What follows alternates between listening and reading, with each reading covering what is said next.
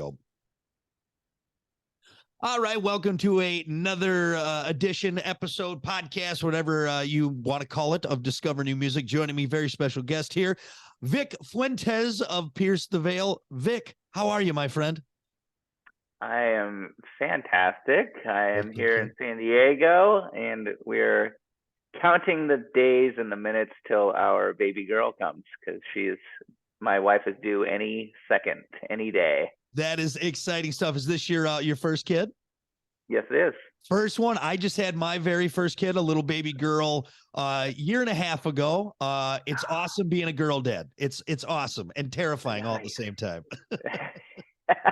Congrats, man. That's Thank amazing. You. What's your advice? What's your advice for week one? Week one. Week one. I don't remember. It was such a blur. I'm gonna be honest. It was so like even the first year, you're gonna be low on sleep, and you're gonna be just enjoying all of it, but you're also gonna be like, I don't know what I'm doing, and it's crazy. But you're gonna be fine. You're gonna be fine. All right. I like that. Thank you. Yeah. Thank you. And just get ready though when the attitude starts coming in, because now mine is 18 months old and she's like, she knows no. So that's a lot. That's coming out a lot, which is great. I thought I at least had a few more years before that started happening. But that's where we're at. Oh my God. I'm excited I'm ready. for you. So I'm ready to go. Baby on the way, birthday on the way, and what we're talking about today, brand new album on the way. So you got a busy 2023 ahead of you here. I have a busy February. So, yeah, I mean, the album drops February 10th. I turned 40 on the album drop. So February 10th is my birthday, and baby's due February 7th. So it's going to be bonkers. Well, I think that's all exciting stuff, and we're so happy for you guys. And let's talk about this album. It's The Jaws of Life, again, February 10th release date. We've already had a couple singles out, Past Nirvana, Emergency Contact. I think the third one just dropped too. So you guys are hucking all that out, getting everyone excited for that February 10th release date. Let's talk about this fifth album, because the band's well established. Okay, you got your sound, you got your fans, you got all that. You are set. What stood out making this album, this fifth album, compared to maybe like 2007's A Flair for the Dramatic, or even 2010's Selfish Machines? You know, where the band is at, sound wise, maturity wise, writing wise. What stood out to you on this one?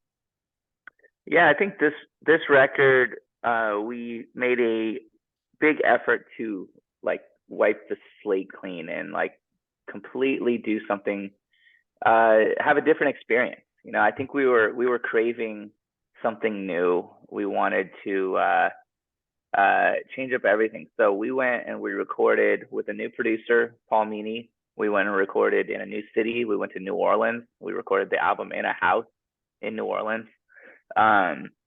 That alone was a huge change for us. And then, you know, we went even further and we changed our complete aesthetic as well. Our art, we have a new artist, a new art team, graphic design team. Everything just is a new challenge, and it feels good. It feels fresh. It feels like, you know, when we first started the band, and you have that like energy, and like everything is just I don't know, it's not predictable, and it feels really good for us. That was what we wanted, you know. Yeah, I love that. Not predictable. And you know, that actually kind of leads me into, and I want to touch base on Paul and also New Orleans, because that's awesome. And that's Paul I knew about, and he's worked with some really great artists and unique artists, especially where you guys are coming from in the rock world, I guess I'd say. But you know, talking about this new five, this new starting fresh, you come in swinging with Past Nirvana, and that's actually kind of a song with some deep lyrics in the sense of, you know, what the youth is going through or has gone through. And then you, if you don't mind me saying, show the softer side with Emergency Contact. What was special about showcasing those different sounds, those different sides of the band with this album, along with the other tracks?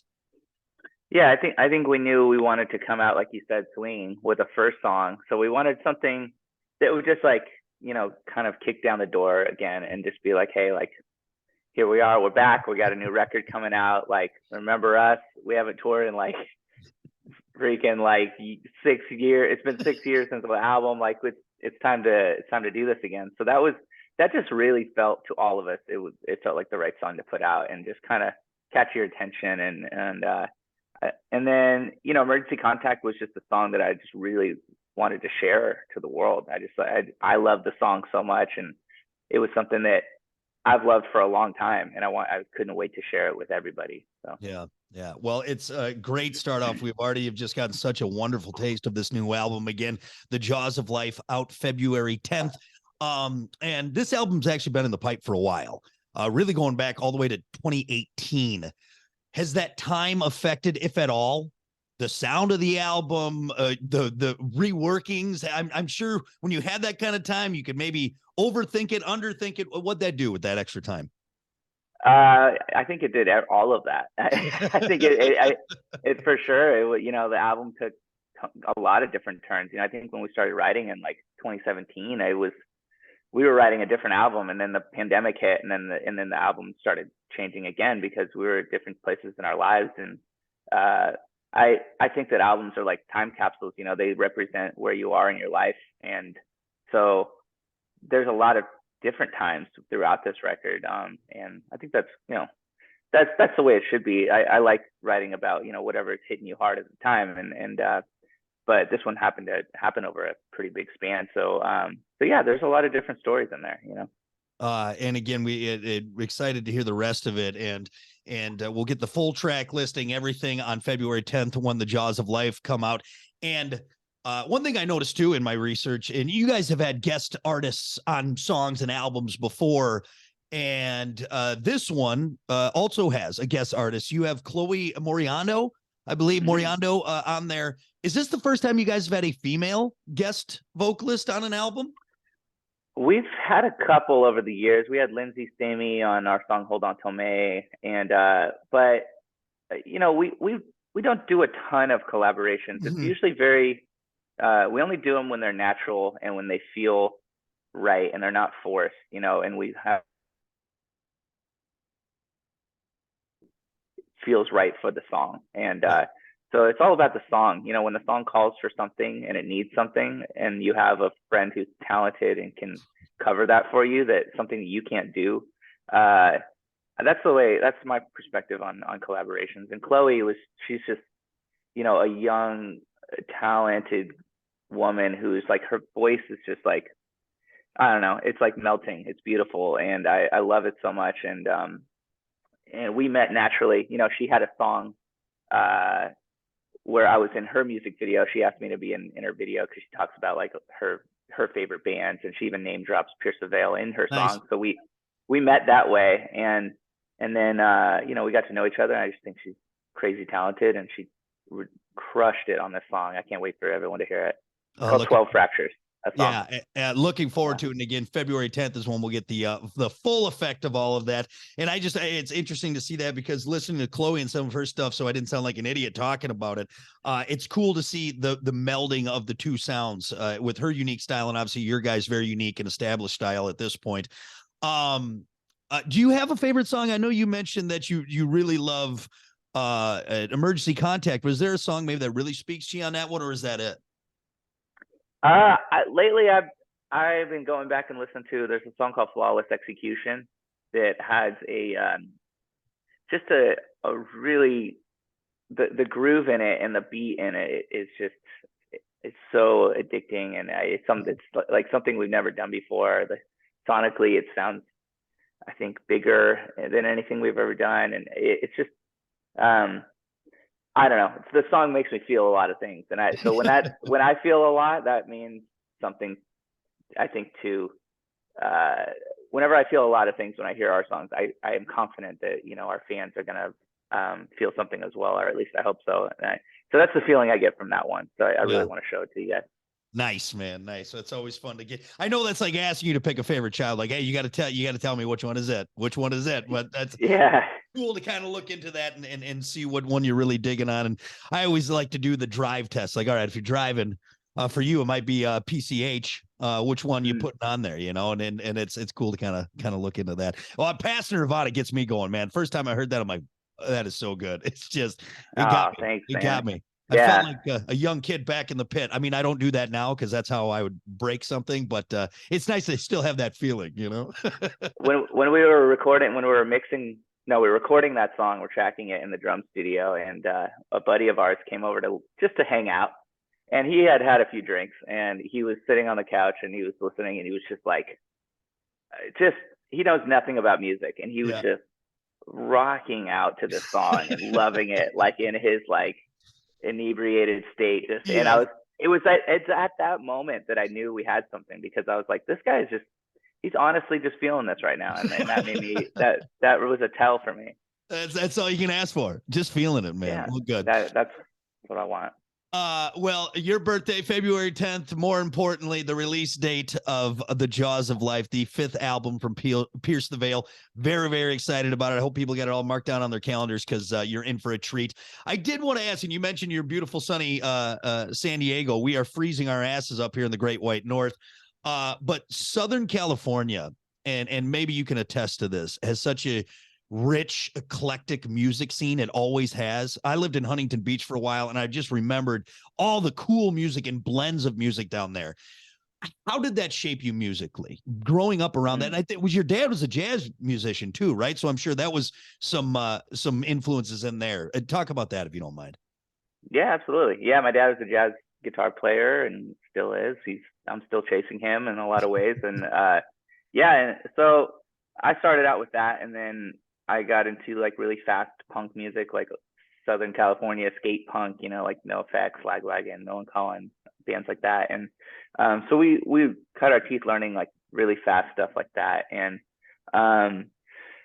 in the San Diego scene is a great place to build a band, because there's a lot of people here, there's a lot of kids here, there's a lot of music fans, and I always felt blessed that we were able to build here because we had opportunities.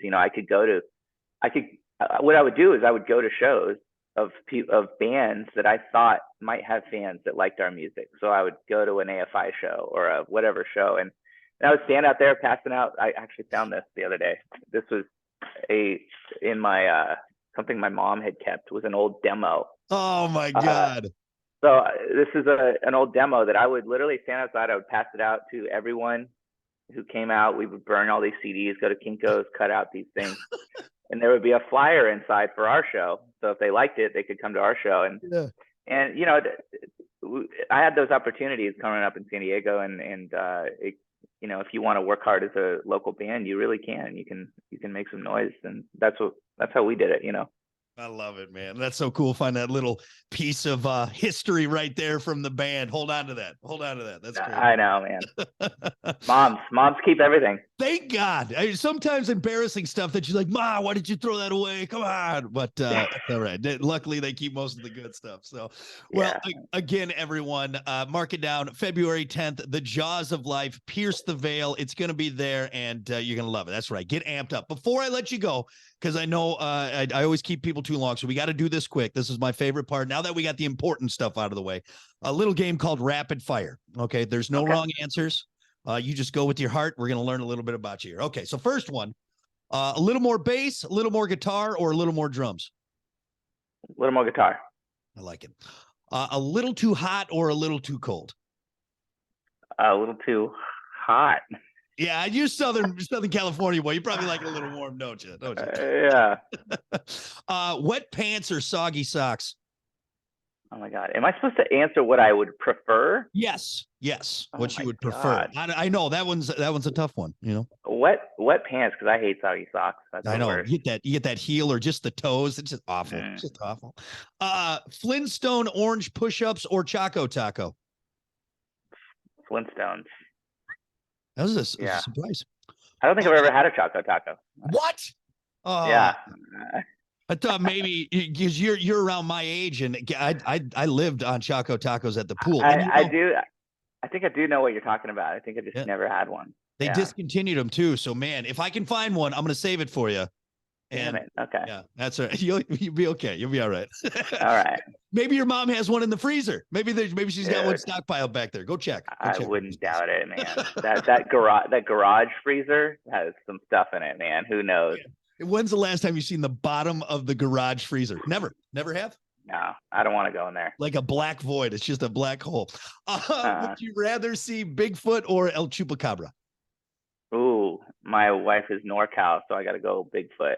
Bigfoot. Very nice. Very nice. They love Bigfoot up there. What is it with that? Like at Oregon and Washington State and Northern California, they go nuts for that hairy guy.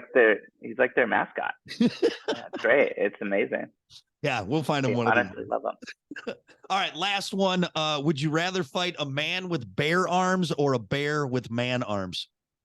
Oh God, bear arms. I'm gonna go man with bear arms because the bear is still gonna be way too powerful, even with those human arms, I think. I love it that we're really breaking this down. We're getting to the real answers there. I love it. I'm an overthinker, so you just got me real thinking about that. If you want to email me later, change your answer. That's fine. Go for it. It's okay. Just okay. Keep you up at night. Keep you up at night. Thank you. All right. Jesus. Well, thank you for humoring me as always, everyone. Vic Fuentes, Pierce the Veil, the new album, The Jaws of Life, February 10th. Get it and rock out to it. And we can't wait to have more with you guys. Vic, thank you so much for the time. I appreciate it, brother. Thank you, brother. That was fun.